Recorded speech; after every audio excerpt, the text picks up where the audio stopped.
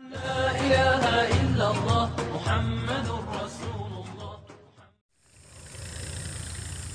दोस्तों, नमस्कार, अस्सलाम वालेकुम। मेरा नाम अब्दुल अंसारी है और मैं अपने चैनल में उन तमाम भाई बहनों को तहे दिल से स्वागत करता हूं जो मेरी आवाज़ को सुन रहे हैं। और मालिक की रूह सोल जीवात्मा जो आपके अंदर बैठी है उसको नमन प्रणाम सलाम करता हूं।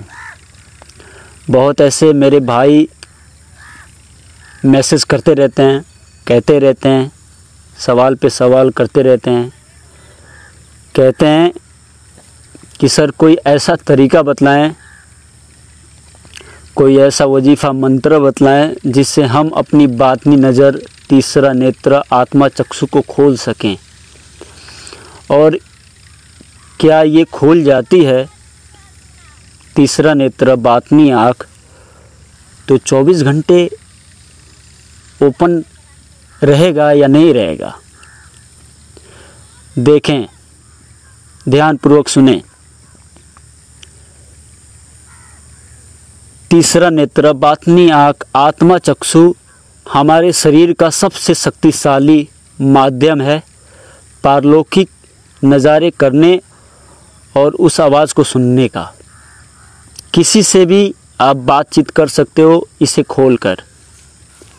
किसी भी ऐसी शक्ति से आप फेस टू फेस बात कर सकते हो, उनकी आवाज़ों को सुन सकते हो। ये हमारे शरीर का बहुत शक्तिशाली माध्यम है और आपने इसे खोल लिया तो जो इसका अनुभव है ये 24 घंटे आपका चालू रहेगा। तो अगर इस चीज़ पे आप ज़्यादा फोकस करते हैं और इस चीज़ को खोलना चाहते हैं तो ध्यानपूर्वक इस वीडियो को देखें। मैं पूरी कोशिश करूँगा मालिक की रहमों को पूरी तरीके से मैं बतला सकूं। कहा जाता है कि दिल का हुदरा साफ कर जाना के आने के लिए, ख्याल गैरों का हटा उसको बिठाने के लिए, एक दिल लाखों तमन्ना फिर इसमें इतनी हविस, फिर कहाँ ठिकाना उस दिलबर को बिठाने के लिए। तो जैसे एक म्यान में दो तलवार नहीं रह सकता, उसी तरीके से अगर आपने अपने अंदर बुराइयों को भर के रखा है और इसे खोलना चाहते हैं तो ये आपका नुकसान कर सकती हैं। आपको कुछ फ़ायदा आपको इससे दिखेगा नहीं और बुरी बुरी चीज़ें आपको दिखेंगी। और तीसरा नेत्र, आत्मा चक्षु, बातनी आँख, सिर्फ मेडिटेशन, साधना, अमल के द्वारा खोला जाता है या सोते समय आपका शरीर सारा का सारा तंत्र जब शांत होता है तब जाके खुलता है। और ये जो मृत्यु लोक है, इस मृत्यु लोक का जो भी माया, महामाया है, ये इस कदर मतलब सपने दिखाएगी आपको, जो इसके सपने बहुत अटपटा होते हैं। आपकी पत्नी आपके माँ के रूप में या किसी रूप में, आपके जो भी इष्ट हैं, दादा परदादा, इस कदर आपके सामने आएंगे कि मानो कि कोई खूबसूरत बला आपके सामने आ गई है। तो कंठ चक्र ये 16 कला का भंडार है और यहीं से सपना का रचना होता है। तो अगर तीसरा नेत्र खोलना चाहते हैं तो ध्यानपूर्वक सुने। ऐन की अधर दो चश्म के बीच खसम को खोज, जहाँ झलक तारा उसी बीच खुद खुदा का तख्त है। जब फकीरी गति को प्राप्त हुई राबिया कह के, जब उन्होंने देखा कि सारे के सारे इंसान फंसे हुए हैं तो उन्होंने क्या किया, एक सुई अपने घर में उन्होंने गिरा दिया और बाहर जाकर खोजने लगी। जब खोजने लगी तो बाहर में सारे के सारे लोग इकट्ठा हो गए और पूछने लगे कि आप क्या खोज रही हैं? तो मैं सुई खोज रही हूँ, मुझे दिखाई नहीं दे रहा है, मदद करो। तो सारे के सारे खोज खोज के थक गए। तो जब थक गए तो पूछते हैं क्या कि ठीक से याद करो कि आपने कहाँ गिराया है सुई को। तो कहती हैं क्या कि मैंने घर में गिराया है। तो तंग हो गए कि आपने कहाँ गिराया और कहाँ आकर खोज रही हैं। तो उसी तरीके से अपने अंदर आपने कुछ देखा और लोगों को बतलाया तो लोग आपको पागल समझेंगे।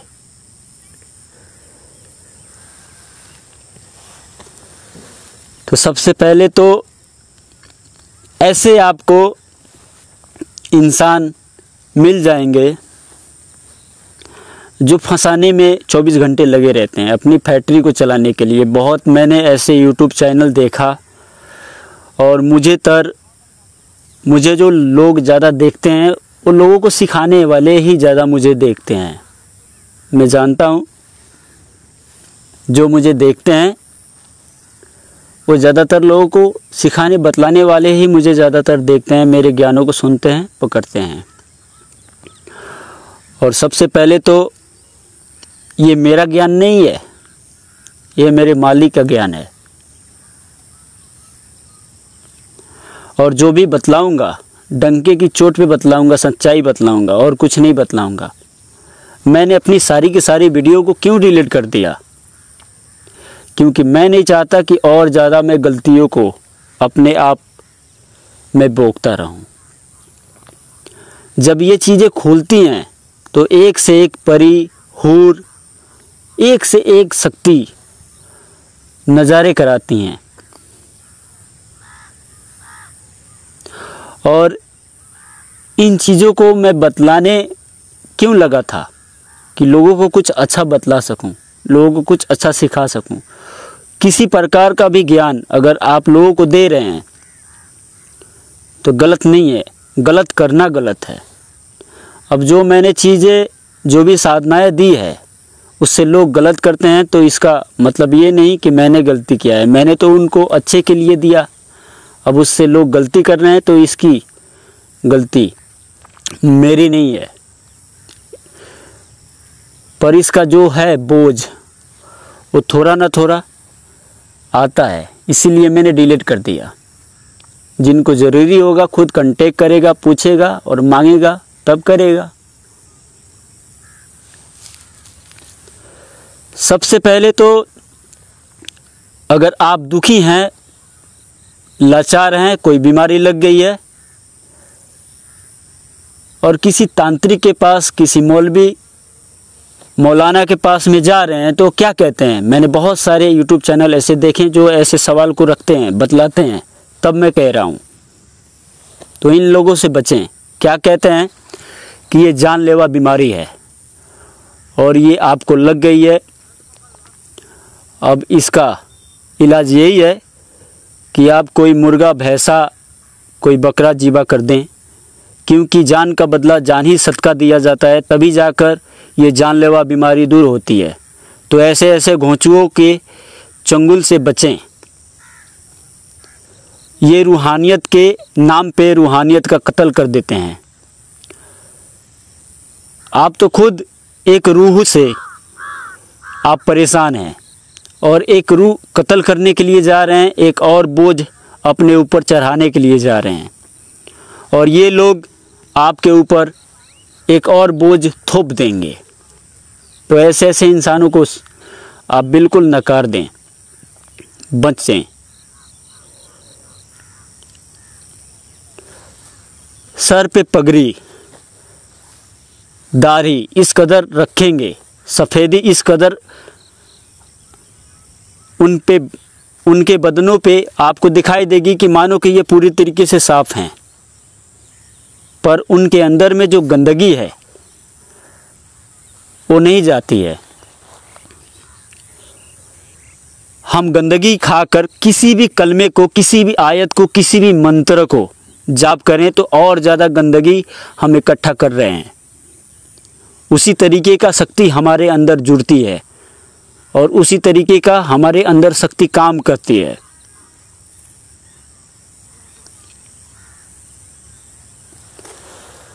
तो उम्मीद करता हूँ मेरी बातों को ध्यानपूर्वक समझ गए होंगे। एक मेरे भाई ने मुझे कॉल किया, फ़ोन किया। वो कहते हैं क्या कि मैं अमल करना चाहता हूँ, कोई रूहानियत का दीदार करना चाहता हूँ।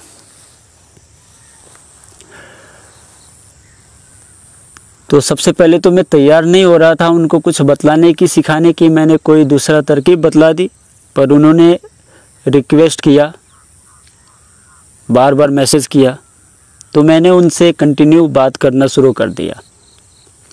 जब मैं उनसे बात करता था तो मेरे मोबाइल फ़ोन से एक ऊर्जा निकलती थी, सारे के सारे उनके मुख से जो निकलता था वो समझ लें कि कूड़ा कचरा ही उनके मुख से निकलता था और सारे के सारे मेरे अंदर ही जा रहा था। तो कोई कुछ सीखना चाहता है और वाकई में वो आमिल है, बात करता है उससे रोज़, तो उसका जो ऊर्जा है आदान प्रदान होता है, तब जाके सफाई होती है।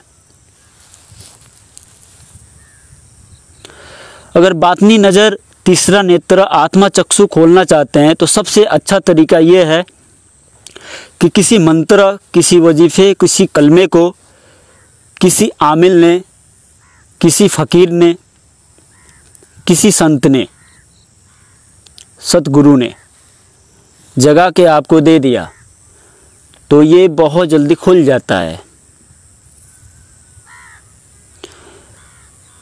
1-2 दिन में आपको सारे के सारे उसका जो अनुभव है, उसका जो लोग है, सारे के सारे आपको पारलौकिक नज़ारे होने लगते हैं। या आप खुद से मेहनत करते हैं तो बहुत ज़्यादा मेहनत करेंगे, तब जाके आप सूक्ष्म लेवल पे जाओगे, उससे आगे जाओगे, तब जाके ये खोलने लगती है। कोई भी मंत्र, वजीफ़ा, आयत की ऊर्जा जो छुपी रहती है उस मंत्र में, वो शक्ति आपके अंदर जब आती है और आपके तीसरा नेत्र, आत्मा चक्षु, बातनी नज़र पे बैठकर जब दिखाती है, तभी जाकर आपको नज़ारे होते हैं। और वो बतलाती है कि मैं इस लोग में रहता हूँ या रहती हूँ। और ये चीज़ें खुल जाती हैं तो किसी भी महापुरुष, किसी भी पैगंबर, किसी भी औलिया का आप संदेशों को बेशक आसानी से सुन सकते हो। ये बातनी नज़र, तीसरा आँख, आत्मा चक्षु सबसे शक्तिशाली साधन है हमारे शरीर का, उनसे कनेक्ट होने का। तो यदि आप खोलना चाहते हैं और पारलौकिक नज़ारे करना चाहते हैं तो ध्यानपूर्वक मेरी बातों को सुनें। सबसे पहले तो यदि आपने ऊपरी मंडलों का कुछ भी नज़ारा किया तो किसी ऐसे इंसान को ना बतलाएं जिसे खुद ही कुछ मालूम नहीं है। किसी ऐसे इंसान को बतलाएं जो आपकी बातों पे यकीन करता हो, जो उसको भी कुछ मिले और आपको भी कुछ मिले। नहीं तो ऐसे इंसान को बतलाओगे जिसे खुद मालूम नहीं है तो ये बंद हो जाता है। और सबसे अच्छा तरीका, जब किसी आयत, किसी मंत्र, किसी वजीफ़े को आप जाप कर लें तो शांत तरीके से अपने बॉडी को नॉर्मल तरीके से शांत करके बैठ जाएं और एक चीज़ पे फोकस करें। या आप किसी भी दीपक के लौ का तसव्वुर करें, उस पे जहन आपको टिकाना है, या किसी तारे का तसव्वुर करें, या कोई भी ऐसी चीज़ जो आप तसव्वुर में ला सकते हैं बेहतरीन तरीके से, उसका तसव्वुर करके आप अपनी बातनी नज़र को खोल सकते हैं। जब एक चीज़ पे फोकस करेंगे तब जाके खुलेगी। वहाँ पे कर्म जमा रहता है, तब जाके वहाँ पे आपके कर्म जलते हैं, तब जाके खुलता है। और जब ये शांत तरीके से आपका शरीर हो जाता है, तब जाके ओपन होता है। जब सारा का सारा तंत्र शांत हो जाता है, जब आपके माइंड में कुछ भी विचार नहीं रहता, तब जाके वो नज़ारे आपको होना शुरू होता है। तो उम्मीद करता हूँ आपको मेरी बातें ठीक तरीके से समझ में आ गई होंगी। अगर किसी भाई का सवाल है तो मेरे ईमेल द्वारा पूछ सकता है या नंबर द्वारा कांटेक्ट करके पूछ सकता है। बहुत सारे मैसेज आते रहते हैं, सर मुझे 1 दिन का कोई परिसाधना दे दो, 15 दिन की परिसाधना दे दो, 3 दिन की परिसाधना दे दो, या कोई शक्ति ट्रांसफ़र कर दो। यार मैं ऐसे कामों को अंजाम नहीं देता। मेरी फैक्ट्री इस कदर चले ये मैं नहीं चाहता कि जो झूठ के बलबूते पे चली और बंद हो गई। अगर सच्ची बात बतलाऊंगा किसी को और कुछ उसको फ़ायदा हुआ और अपने खुशी से देता है वो, तो मुझे भी लाभ होगा और उसको भी लाभ होगा। सबसे पहले तो ये आत्म तत्वों की दौलत, रूहानियत की दौलत ना पैसे से खरीदी जा सकती है और ना ही पैसे से मिलती है। ये मिलती है तो प्रेम और श्रद्धा और भाव भक्ति से। आपके अंदर रूहानियत की कशिश है, वो तरफ है, तब मिलती है। आपने खुशी से कोई चीज़ दी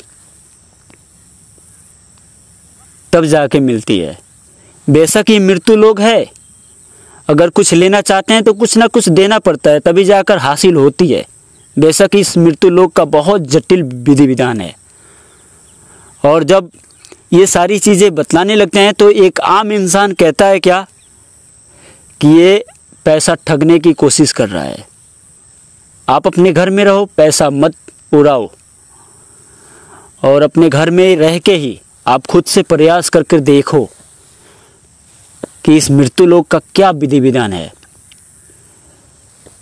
अगर आपने किसी से काम करवाया, काम करवा के थक गए, उससे वो थक गया, तो क्या आपको वो दोष नहीं देगा? आपको वो ललकारेगा कि नहीं ललकारेगा? आपको बद्दुआ देगा कि नहीं देगा कि ये काम भी करा रहा है, मुझे खाना भी नहीं खिला रहा है, इतना ज़्यादा बेरहम है। तो ये दुनिया जो है बहुत ज़्यादा लालच से भरी पड़ी हुई है। हर दिल में एक हविस भरी है कि हमें कुछ ना कुछ ऐसा फ्री में मिल जाए जो कुछ देना ना पड़े। पर ये मृत्यु लोग है, कुछ ना कुछ लेने के लिए कुछ ना कुछ देना पड़ता है। तो उम्मीद करता हूँ मेरी बातें समझ में आ गई होंगी। और परियों अमलों को लेकर मैं ज़्यादा फोकस अब नहीं डाल पाऊँगा। जिसको करना होगा वो खुद ही संपर्क करेगा और डायरेक्ट मुझसे बात करेगा। तब मैं कोई अमल कराना चाहता हूँ तो देखूँगा, उसको कराऊँगा, नहीं तो नहीं। धन्यवाद।